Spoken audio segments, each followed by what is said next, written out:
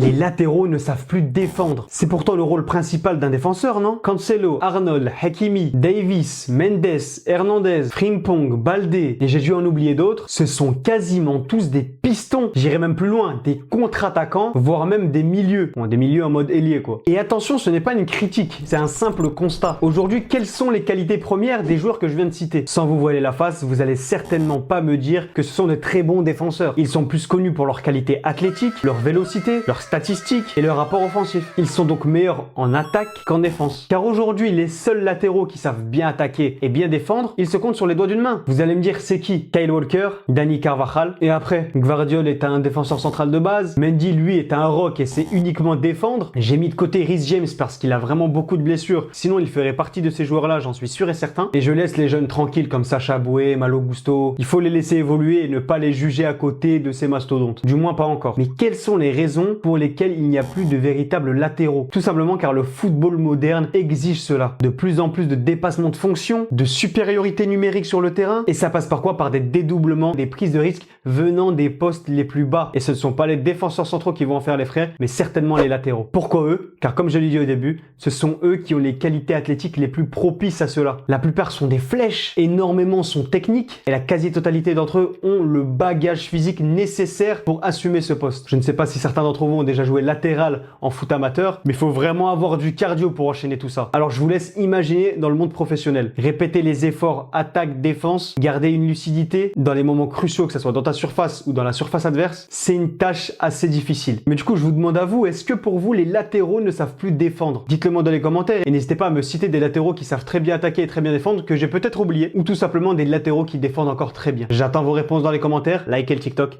et abonnez-vous.